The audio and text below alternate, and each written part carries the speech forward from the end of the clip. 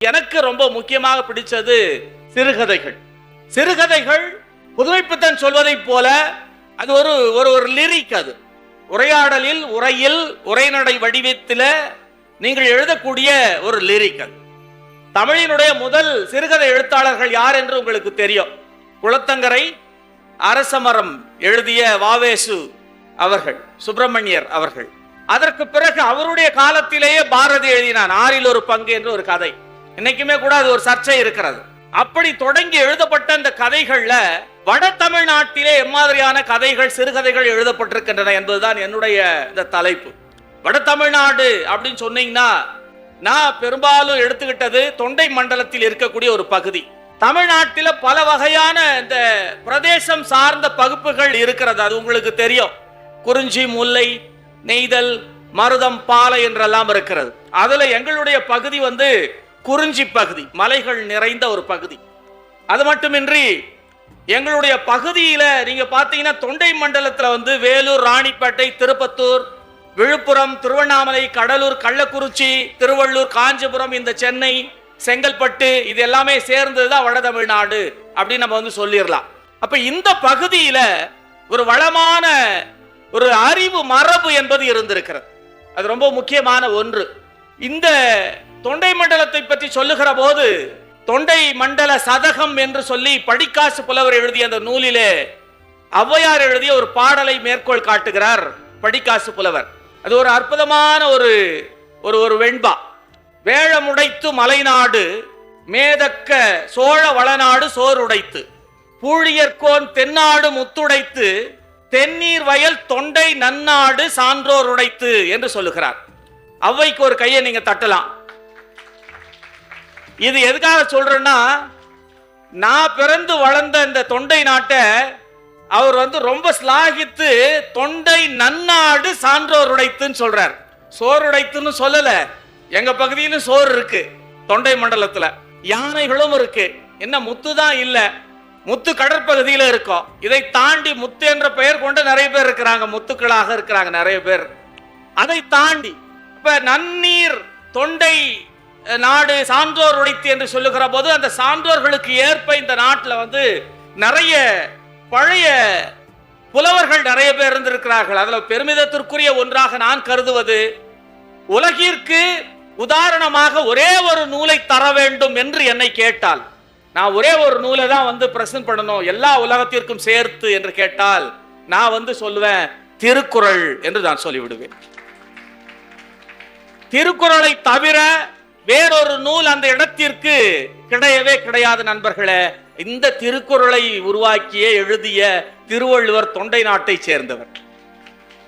அது மட்டுமின்றி சேக்கிழார், கச்சியப்பர், கம்பர், பரிமேலழகர், ஒட்டக்குத்தர். பரிமேலழகர் உரை, அதை பற்றி பல விமர்சனங்கள் இருந்தாலும் ரொம்ப பிடித்தமான உரை எனக்கு. பல நூல்களுக்கு அவர் எழுதியது. நம்ம காஞ்சிபுரத்தை சேர்ந்தவர் தான் பரிமேலழகர். இப்படி நிறைய பேர், ராமானுஜர், சேக்கிழார், இரட்டை புலவர்கள், பவனந்தி, நன்னூல் எழுதிய பவனந்தி, இப்படி பல வகையான கவிஞர்களும் எழுத்தாளர்களும் புலவர்கள் நிறைந்த இந்த பகுதியில தற்காலத்துல மிகச் சிறப்பாக எழுதக்கூடிய சில எழுத்தாளர்கள் இருக்காங்க. புதுமைப்பித்தன் திருநெல்வேலியை சேர்ந்தவர் தான், ஆனா பிறந்து வளர்ந்ததெல்லாம் தொண்டை மண்டலத்துல தான். அப்ப புதுமைப்பித்தனை இந்த பட்டியலில் நம்ம சேர்க்கலாம். புதுமைப்பித்தன், ஜெயகாந்தன், பிரபஞ்சன், மூவா, எங்களுடைய பகுதி மு வரதராசனார், ராஜேந்திர சோழன், பெருமாள் முருகன், ஆதவன் தீட்சன்யா, ஜி முருகன், தங்கர் பச்சான். தங்கர் பச்சான் ஒரு இயக்குனராக உங்களுக்கு தெரியும், ஆனால் ஒரு அற்புதமான ஒரு சிறுகதை எழுத்தாளர். எக்பர்ட் சச்சிதானந்தம், விழிப்பா இதயவேந்தன், இமயம், பவாச்சலதுரை, அற்புதமான கதை சொல்லி, கவிப்பித்தன், சாரோன், முத்துவேல், ஆ வெண்ணிலா, சார்வாகன், கியா சச்சிதானந்தம் என்று இந்த பட்டியல்ல கடைசியாகவோ அல்லது ஏதோ ஒரு இடத்துல நீங்க விரும்பினால் என்னையும் சேர்த்துக் கொள்ளலாம். சரியா? அப்ப இந்த நீண்ட பட்டியல் இருக்கிறது. இதுல எனக்கு ஆச்சரியம் என்ன அப்படின்னு சொன்னா, தென் தமிழக எழுத்தாளர்களை காட்டிலும் வடநாட்டு எழுத்தாளர்கள், வட தமிழ்நாட்டு எழுத்தாளர்கள் ஒரு படி தனித்து தெரிகிறார்கள். என்ன அப்படின்னா, உணர்வு மிகுதியால தென் தமிழகத்தில் இருக்கக்கூடிய எழுத்தாளர்களுடைய எழுத்துகள் நிறைந்திருக்கும். சினிமா வசனத்தில் சொல்லுவாங்கல்ல, டேய் நான் வெட்டிட்டு தான் திருப்பியே பார்ப்பேன் யாரை வெட்டினேன்னு சொல்லின்னு அந்த வசனம் சொல்லுவாங்க. அது பெருமிதமான எனக்கு தெரியல, இதுல போய் என்ன பெருமிதம் இருக்கு. ஆனா இந்த உணர்வு வயமான அந்த நிலைகளையெல்லாம் கடந்து சான்றோர் உடைத்து என்பதற்கான அந்த அடிப்படை அந்த கூரை வலியுறுத்துவதைப் போல வட தமிழ்நாட்டு எழுத்தாளர்களுடைய எழுத்துகளிலே விமர்சனங்கள், தொன்மை, அந்த மரபு இதையெல்லாம் இணைத்து எழுதக்கூடிய எழுத்தாளர்கள் இருக்கிறாங்க. அந்த தன்மை அவர்களுக்கு பார்க்க முடிகிறது அவர்களுடைய எழுத்துல. வட தமிழ்நாட்டு எழுத்தாளர்களுடைய கதைகள்ல சமூகம் சார்ந்த சிக்கல்களுக்கு இவர்கள் முகம் கொடுத்ததை போல வேறு எழுத்தாளர்கள் முகம் கொடுக்கவில்லை என்று என்னால் உறுதியாக சொல்லிவிட முடியும். அதை போலவே ஒரு வாழ்வியல் தொடர்ச்சியை பார்க்க முடிகிறது. உங்களுக்கு 2 பழைய இலக்கிய நூல்களை நான் சொல்ல விரும்புகிறேன். மலைபடுகடாம் என்று ஒரு நூல், இன்னொன்று சிறுபானாற்றுப்படை. ரணிய முட்டத்து பெருங்குன்றனூர் பெருங்கௌசிகனார் எழுதிய மலைபடுகடாம் நன்னனை பாடியது, இன்னொன்று சிறுபானாற்றுப்படை நல்லூர் நத்தத்தனார் பாடியது. இது நல்லிய கோடனை அவர் பாடுகிறார். இந்த 2 நூல்களிலுமே ஒரு மலை சார்ந்த அந்த பகுதியில் இருக்கக்கூடிய வாழ்முறையை மிக அற்புதமாக பதிவு செய்திருப்பதை நம்மால் பார்க்க முடியும். பல வகையான மரங்கள், பல வகையான பறவைகள், உணவு பழக்கங்கள், இப்படி நிறைய. எனக்கு ஆச்சரியமாக இருந்தது, ஒரு பாடல்ல ஒரு உணவை சொல்றாங்க. அதாவது உடும்பு கறி, கடமான் கறி, பன்றி கறி, இந்த 3ஐயும் சேர்த்த ஒரு ஒரு கலவையான ஒரு கூட்டு என்று அவர்கள் சொல்லுகிறார்கள் ஒரு இடத்துல. அது எப்படி இருந்திருக்குன்றது எனக்கு, உடும்பு கறி இன்றைக்கும் வட தமிழகத்தில் உணவாக இருக்கக்கூடிய ஒன்று. அது ஒரு சட்ட ரீதியாக தடை செய்யப்பட்டிருந்தாலும் அது ஒரு உணவாக இருந்திருக்கிறது என்பது நமக்கு தெரியும். இதை போல நிறைய பன்றிக்கறி இப்படி. பிறகு அன்றைக்கு பயிரை அழித்த அந்த காட்டு பன்றிகள் இன்றைக்கும் அந்த வேலையை எங்களுடைய பகுதியில் செய்து கொண்டிருக்கின்றன. இதை அழிப்பதற்கு அவர்கள் கல்பொறிகளை பயன்படுத்தி இருக்கிறார்கள் என்றெல்லாம் குறிப்புகள் இருக்கிறது. இப்படி நிறைய செய்திகளை சொல்லலாம். இன்னொரு ரொம்ப சுவாரஸ்யமான ஒன்று, விருந்தினர்கள் வந்தால் அவர்களை வரவேற்று அவர்களை உபசரிக்கிற போது அவர்களுக்கு உணவு தருவதற்காக மோரிலோ அல்லது தண்ணீரிலோ ஊற வைத்த மிதவை என்று ஒன்றை அந்த கவிதை குறிப்பிடுகிறது. அது என்னன்னா, களியோ அல்லது சோறோ பிசைஞ்சு உருட்டி அதில் போட்டு வச்சிருப்பாங்க ஒரு ஒரு பானையில அல்லது ஒரு சட்டியில. யாராவது விருந்தினர்கள் வந்தால் உடனடியாக மோரில் அதை எடுத்து கரைத்து கொடுத்து விடுவார்கள். இப்படியான ஒரு தன்மையோடு இருக்கக்கூடிய ஒரு உணவு பழக்கம். இப்படி நிறைய செய்திகளை அந்த மலைபடுகடாமில் இருந்தும் சிறுபானாற்றுப்படையிலிருந்தும் சொல்லலாம். எனக்கு அதுல ரொம்ப பிடித்தமான ஒரு பாடல், சிறுபானாற்றுப்படையில நல்லிய கோடனை பார்ப்பதற்காக அவனிடம் பரிசில் வேண்டுவதற்காக போகிறார்கள், அவர்களை ஆற்றுப்படுத்தி அனுப்புகிறார்கள். அது ஒரு செய்தி இருக்கிறது. என்னன்னா, நீங்க நடந்து அப்படியே போனீங்கன்னா வேலூர்னு ஒரு ஊர் வரும். அந்த ஊர்ல இருக்கக்கூடிய எயின மகளிர் உங்களுக்கு புளிசோற்றோடு காட்டு பசுவினுடைய காட்டு மாட்டினுடைய கறி வறுவலை சேர்த்து உங்களுக்கு தருவார்கள் என்று ஒரு குறிப்பு இருக்கிறது. நம்ம ஆளுங்களுக்கு மாட்டுக்கறினாவே பிடிக்காது இல்லையா, அது புத்தகத்திலே எழுத மாட்டாங்க. அதுக்கு குறிப்பு எழுதி இருக்கிறவங்க என்ன பண்றாங்க, காட்டு ஆட்டுக்கரியை என்று குறிப்பு எழுதி வச்சிருக்காங்க. ஆனா ஆமான் என்றுதான் அந்த பாடலில் இருக்கிறது. அது காட்டு எருமையினுடைய ஒரு கறி என்று நாம் நினைத்துக் கொள்ளலாம், அல்லது காட்டு மாடு என்று கூட நாம் நினைத்துக் கொள்ளலாம். இப்படியான ஒரு குறிப்பெல்லாம் அதுல இருக்கு. நண்பர்களே, இந்த தொடர்ச்சியை நான் ஒரு 5 பேருடைய கதைகளில் பார்க்கிறேன். அவர்களுடைய பெயர்களை சொல்லி அந்த கதையை மிக விரைவாக உங்களுக்கு சொல்லி நிறைவு செய்தால் சரியாக இருக்கும். இமயத்தினுடைய கதைகள், பிரபஞ்சனுடைய கதைகள், பவா செல்லதுரையினுடைய கதைகள், சாரோன் என்று ஒரு புது எழுத்தாளர் இன்றைக்கு எழுதி கொண்டிருக்கிறார். 2 தொகுப்புகள் வந்திருக்கின்றன. அவருடைய கதைகள், கவிப்பித்தன் எழுத்தாளர் கவிப்பித்தன் அவருடைய கதைகள், ஜெயகாந்தனுடைய கதைகள்ல நிறைய இந்த குறிப்புகள் உண்டு. இப்படி நிறைய சொல்லலாம். இந்த பகுதியில் இருக்கக்கூடிய எழுத்தாளர்கள் இன்னைக்கு புதுசா எழுதுகிறவர்கள்ல நிறைய பேர் இந்த தன்மையோடு எழுதுறாங்க. இமயம் என்று சொன்ன உடனே நமக்கு ஒடுக்கப்பட்ட மக்களை பற்றிய வாழ்வியலை அவர் எழுதியிருப்பவர், வெளிப்படையாக சாதி விஷயங்களை எழுதியிருப்பவர் என்று நமக்கு தெரியும். ஆனா அவரது மண்பாரம் என்று ஒரு கதை இருக்கிறது. மண்பாரம், ஒரு கணவன் மனைவி, அவங்க ரொம்ப சிரமப்பட்டு மேட்டு கொல்லன்னு ஒண்ணு இருக்கு, வானம் பார்த்த பூமி. அந்த பூமியில அவங்க கடலை விதைக்கிறாங்க. கடலை விதைப்பது ஒரு பெரிய வேலை. ஏன்னா வானம் பார்த்த பூமி, முதல்ல அதுல போயிட்டு அங்க கல்லு முள்ளு அதெல்லாம் எடுத்து போடணும். அதற்கு பிறகு அதை பண்படுத்திய பிறகு ஒரு 3 உழவுக்கு பிறகு அந்த கொட்டை போடுவாங்க. அப்படி போடக்கூடிய அந்த சம்பவத்தை இவர் விவரிக்கிறார். ரொம்ப அற்புதமான ஒரு கதை அது. வேர்க்கடலை போட்ட பிறகு அன்னைக்கு மாலை பார்த்தீங்கன்னா வானமெல்லாம் அப்படியே வந்து கார்மேகமாக இருக்கிறது. பெரிய மழை வரப்போகிறது. பொண்டாட்டியினுடைய தாலியே வாங்கி அடகு வச்சு அந்த வேலையை அவர் செய்து கொண்டிருக்கிறார். மண் பாரம். எனக்கு இந்த கதையை படித்த போது ஒன்று தோன்றியது. நெல் பயிரிட்டாலோ அல்லது வாழை, கரும்பு போன்ற பணப்பயிர்கள் அல்லது விவசாயம் என்று சொல்லுகிற போதே இன்றைக்கு இம்மாதிரியான ஒரு பயிரை செய்யக்கூடியவர்கள் என்றுதான் நமக்குடைய நினைவுக்கு வருகிறது. ஆனா வானம் பார்த்த பூமி இந்த மானாவரி பயிரை செய்கிறவர்களுக்கு எந்த விதமான நஷ்டீடு வழங்கப்படுவது கிடையாது. காட்டு பன்றிகளுடைய தொல்லை அதிகம், குரங்குகளுடைய தொல்லை அதிகம்.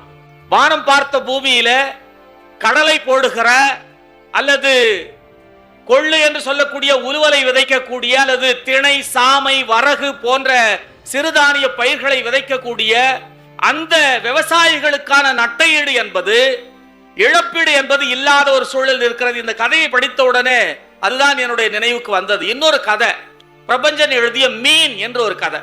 அது இணையத்திலே கிடைக்கிறது. நீங்க டைப் பண்ணீங்கன்னா அது வந்து ஒரு 4 பக்கம் தான் டவுன்லோட் பண்ணி நீங்க படிக்கலாம். அவ்வளவு சுவாரஸ்யமான கதை. அந்த கதையில் இருக்கிற கிராமணிக்கு மீன் சாப்பிடலன்னா நாளே கழியாது. 3 வேளையும் மீன் தான். அவங்க பையன் நடராசனுக்கு வந்து மீன்னாவே பிடிக்காது. இவருக்கு வாய் பிடிச்சுக்கிட்டா ஒரு மீன், சளி பிடிச்சுக்கிட்டா ஒரு மீன், எல்லாத்தையும் எடுத்துட்டு வந்து செய்ய சொல்லுவார். பையனுக்கு ஒரே ஒரு பையன் தான். அவங்க அம்மா என்ன பண்றாங்க, நீயாவது கட்டிக்கிட்டு வரவளுக்கு மீன் பிடிக்காத ஒருத்தியா பார்த்து கட்டிட்டு வாடா அப்படின்னு அவங்க சொல்றாங்க. முதல் இரவுலயே அவன் என்ன கேள்வி கேட்கிறான், 2 பேரும் சந்திக்கும் போது, உனக்கு அவ ரொம்ப தயக்கத்தோட இவன் உட்கார்ந்துருக்கான். அவன் உள்ள வரா. வந்த உடனே அவன் வந்து தயங்கி பக்கத்துல உட்கார்றான். உட்கார்ந்த உடனே இவன் முதல் கேள்வி என்ன கேட்கிறான், உனக்கு மீன் பிடிக்குமான்னு கேட்கிறான். இந்த கேள்வி ரொம்ப ரொம்ப வினோதமான ஒரு கேள்வி. அதை படிச்ச உடனே ரொம்ப சிரிப்பு தான் வருகிறது. ஆனால் அதுதான் உண்மை. வாழ்க்கை அந்த மாதிரியான புள்ளிகளை நோக்கி நம்மை தள்ளி விடுகிறது. மறுநாள் இவன் கிளம்பி போறான் ஆபீஸ்க்கு. இவன் முதல்ல என்ன சொல்லிடுறான், அன்னைக்கு இரவு அவனை பார்க்கிற போது இல்ல பிடிக்காதுன்னு சொல்லிடுறான். ஆனா மறுநாள் இவங்க கிளம்பி போகிற போது சமையல் கட்டில உட்காந்துக்கிட்டு 2 இட்லி வச்சுக்கிட்டு ஒரு மீன் தலையை பிடிச்சி கடிச்சு உறிஞ்சிட்டு உட்காந்துட்டு இருக்கிறான். இவன் பார்த்த உடனே இவன் பின்னாடி நிக்கிறான். அவன் வந்து இவனை பார்க்கல. உடனே போயிடுறான். நமக்கு அவ்வளவுதான், இதுக்கு மேல அப்படி அப்பாவுக்கு எப்படி மீன் பிடிக்குமா அப்படி நாமும் பழக்கப்படுத்திக்க வேண்டும் தான் அப்படின்னு அவன் நினைச்சுக்கிறான். ரொம்ப ரொம்ப சுவாரஸ்யமான கதை. அந்த கதையின் ஊடாக மீன் விற்கிற பவுனு பற்றிய ஒரு சித்தரிப்பு, அந்த மீன் விற்கிறவர்களுக்கும் ஆனந்தாய்க்கும் நடக்கக்கூடிய உரையாடல், பிரபஞ்சன் வந்து விளையாடி இருப்பார் அந்த கதையில. அப்படியான ஒரு வழக்கு சொற்கள். முதல்லயே ஆனந்தாயை அறிமுகப்படுத்துகிற போதே ஒரு மரசீப்பை வைத்து சீவி கொண்டு குந்தி கொண்டிருந்தாள் ஆனந்தாய் என்றுதான் அவர் வந்து தொடங்குவார். அப்படியான ஒரு வட தமிழகத்தில் புழங்கக்கூடிய ஒரு சொல்லாடலை சொல்லக்கூடிய ஒரு கதை. பவாச்சலத்துறையினுடைய ஒரு கதை இருக்கிறது, ஏழுமலை ஜமா. இந்த கதை அதுவும் இணையத்தில் கிடைக்கிறது. அது வந்து ஷார்ட் பிலிமாவும் வந்திருக்கு, நீங்க பார்க்கலாம். ரொம்ப அற்புதமான ஒரு கதை. வட தமிழ்நாட்டினுடைய அடையாள பண்பாட்டு அடையாள கூறுகளில் ஒன்று என்று நீங்கள் பார்த்தால் கூத்து என்று சொல்லலாம். தென் தமிழகத்தில் அவ்வளவா கூத்து கிடையாது. வட தமிழகத்தில் கூத்தாடுகிறவர்கள் ஒருவன் வழக்கமாக எல்லா ஊர்களிலும் கூத்தாடி அதற்கு பிறகு மெல்ல ஊர் திருவிழாக்களிலும் வீட்டு விசேஷங்களிலும் டிவிடி வாங்கிட்டு வந்து போட்டு கேசட் போட்டு சினிமா ஓட்ட ஆரம்பிக்கிறாங்க. அவர்கள் கூத்தாடிகளுக்கான இடம் பறிபோகிறது. அவன் என்ன பண்றான், ஏழுமலை பெங்களூருக்கு போறான். போயிட்டு மூட்டை தூக்குறான். அங்கேயும் அவனால வந்து இயல்பாக இருக்க முடியல. ஒரு கட்டத்தில் அங்கிருந்து வெளியே வந்துடுறான். ஆடன கால் அது, பாடன குரல் அது. வந்துட்ட பிறகு ஒரு நாள் நிறைய குடிச்சிட்டு ஒரு இடத்துல கூத்து பிராக்டிஸ் பண்ணிட்டு இருக்காங்க. அங்க போயிட்டு விழுந்துடுறான் அவன். அந்த இடத்துல அந்த கதை முடிகிறது. ஒரு இடத்துல பவா ஒரு கேள்வி அந்த இடத்துல வந்து எழுதியிருப்பார். அந்த கேள்வி உலுக்கக்கூடிய ஒரு கேள்வியாக இருந்தது. மனைவி கிட்ட வந்து சொந்த அந்த வேலையை விட்டுட்டு பெங்களூர்ல இருந்து வந்துடுறான். வீட்டுக்கு வந்துட்ட பிறகு மறுநாள் ஊர்ல அவங்ககிட்ட ஒரு கேள்வியை முன்வைக்கிறாங்க. எல்லாரும் பார்க்கறவனெல்லாம் கேட்கறான், அப்புறம் என்ன பண்ண போற? இந்த கேள்வியை நீங்க எதிர்கொண்டிருப்பீங்க. 10th முடிச்ச உடனே அப்புறம் என்ன பண்ண போற? +2 முடிச்ச உடனே அப்புறம் என்ன பண்ண போற? அப்புறம் இப்போ கல்லூரி முடிச்சீங்கனாலும் இந்த கேள்வி வரும். அப்புறம் என்ன பண்ண போற? இந்த கேள்வி பல நேரங்களில் உங்களை ஒரு விளிம்புக்கு தள்ளி விடுகிறது. அப்புறம் என்ன பண்ண போற அப்படின்னு சொல்ற அந்த கேள்வி அந்த கதையினுடைய ஒரு நடுநாயகமாக இருக்கிறது. அவன் இதை தான் நான் பண்ணுவேன் முடிவு எடுத்துறான். அவன் சில நேரங்களில் நாம் எடுக்கக்கூடிய அந்த தவறான முடிவுகள் வேறொரு இடத்தை நோக்கி உங்களை தள்ளி விடுகின்றன. அப்ப இந்த ஒரு இடம். அடுத்த ஒரு கதை சாரோன் எழுதிய கரியோடன் என்கின்ற ஒரு கதை. நீங்க யோசித்தே பார்த்திருக்க மாட்டீங்க. இந்த யோசனை உங்களுக்கு வந்திருக்குமான்னு தெரியல. எங்கேயாவது பத்திரிகையில் படிச்சிருப்பீங்களா அல்லது படத்துல பார்த்திருப்பீங்களா? கிடையவே கிடையாது. மலை கிராமங்களில் நடக்கக்கூடியது இயல்பாக நடக்கிறது. எங்க பிள்ளைகளோட நான் தினமும் பேசும்போது சொல்லுவாங்க அந்த மாணவர்கள், ஆடுகள் மேய்ஞ்சிட்டு வரும்போது சாயந்தரம் அதோட சேர்த்து மான்குட்டி ஒன்று வந்துருமா. அதை நீங்க எப்படி ஹேண்டில் பண்ணுவீங்க? அப்படி காட்டு மாடுகள் மேய்ந்து விட்டு வருகிற போது ஒரு முறை ஒரு யானைக்குட்டி அந்த மாடுகளோட சேர்ந்து வந்துருது. ஃபாரஸ்ட் டிபார்ட்மெண்ட் என்ன பண்ணிடுறாங்க, இவன் மேலேயே கேஸ் போட்டுறாங்க. அதை அவன் எப்படி எதிர்கொள்கிறான் என்பதுதான் அந்த கதையே. அதனாலே அவனுடைய பேர் கரியோடன் என்று மாறிவிடுகிறது. அப்ப இப்படியான ஒரு அற்புதமான ஒரு கதை. கவிப்பித்தன் எழுத்தாளர் கவிப்பித்தன் இதே அரங்கத்தில் நாளையோ அல்லது நாளை மறுதினமோ அவர் பேச போகிறார். அவருடைய கதைகள்ல சாமி பண்ணி என்று ஒரு கதை இருக்கிறது. பன்றி கறியை சாப்பிடுகிற ஒரு வழக்கம் உண்டு என்பது உங்களுக்கு எல்லாருக்குமே தெரியும். அதை கடவுளுக்கும் போய் பலியிடுவார்கள். பெரியாண்டவர், அங்காளம்மன், இப்படியான கடவுளர்களுக்கு ஒரு பிரச்சனையில அந்த கடவுளர்களுக்கு பலியிடக்கூடிய அந்த பன்றி வழக்கத்தை கைவிட்டு 10-11 ஆண்டுகளுக்கு பிறகு பன்றி பலியிடப்படுகிறது. அளவுக்கு அதிகமாக ஒரு பாட்டி அதை சாப்பிட்டுறாங்க, வயிற்று கோளாறு, அதனால் அவர்கள் இறந்து போகிறார்கள். இந்த செய்தியை சொல்லக்கூடிய ஒரு கதை. அந்த கதை அவசியம் இணையத்தில் இருக்கிறது, நீங்கள் வாசித்து பாருங்கள். வட தமிழ்நாட்டினுடைய மொழி அப்படியே அதுல இருக்கும். அந்த கதை படித்த போது எனக்கு இன்னொரு செய்தியும் நினைவுக்கு வந்தது. புத்தர் பன்றிக்கறி சாப்பிட்டு தான் வயிற்று உபாதையால் இறந்து போனார் என்ற ஒரு வரலாற்று செய்தி. இதையெல்லாம் அது நினைவுக்கு கொண்டு வந்தது. இறுதியாக எனக்கு மிகவும் பிடித்தமான ஒரு கதையினுடைய செய்தியை சொல்லி நான் நிறைவு செய்கிறேன். சினிமாவுக்கு போன சித்தாள் என்று ஒரு கதை ஜெயகாந்தன் எழுதியது. இன்றைக்கு இருக்கிற சூழலை வெளிச்சம் போட்டு காட்டுகிற ஒரு கதை அது. கண்கூடாக என்னுடைய இளம் வயதுல நான் பார்த்திருக்கேன். எங்க ஊர் டென்ட் கொட்டாயில எம்ஜிஆருடைய திரைப்படம் ஓடிக்கொண்டிருந்தால் சில பெண்கள் போய் கையில கற்பூரம் வச்சு அப்படியே அதை அப்படியே இப்படி இறங்கு வாங்குவாங்க. போஸ்டரின் மீது படங்களின் மீது படுத்துக்கொண்டு உறங்கிய வரலாறுகள் எல்லாமே உண்டு. இந்த கூட்டத்தை நார் நாராக கிழித்து எழுதப்பட்ட கதைதான் சினிமாவுக்கு போன சித்தாள் என்கின்ற ஒரு கதை. அவசியம் நீங்க படிக்கலாம், இணையத்தில் அது இருக்கிறது.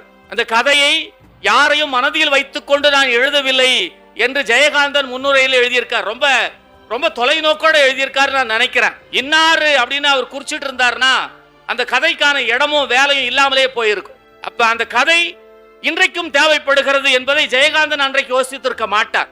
புத்தகங்களை நோக்கி நீங்கள் திரும்ப வேண்டும், உங்களுடைய சிந்தனைகளை நீங்கள் மாற்ற கொள்ள வேண்டும். இலக்கியம் வழியாக வாழ்க்கையை, வாழ்க்கையின் ஊடாக இலக்கியத்தை, கவிதையை நீங்கள் அணுக வேண்டும். அதன் வழியாக உங்களுடைய அந்த முதிர்ச்சியை நீங்கள் அதிகரித்துக் கொள்ள வேண்டும். எனவே அந்த வடிவத்திலே, அந்த வகையிலே நீங்கள் நிறைய சிறுகதைகளை படிக்கணும், நிறைய நாவல்களை படிக்க வேண்டும், நிறைய கவிதைகளை படிக்க வேண்டும். அதன் வழியாக நீங்கள் இந்த உலகத்தை உள்வாங்கிக் கொள்ள வேண்டும். நமக்கு கிடைத்திருப்பது ஒரு வாழ்க்கை தான். அந்த வாழ்க்கை கூட ஒரு பெயராக, ஒரு சாதியாக, ஒரு மதமாக, ஒரு ஊராக, ஒரு தெருவாக சுருங்கிவிடக்கூடிய ஆபத்து இந்தியாவிலே இருக்கிறது.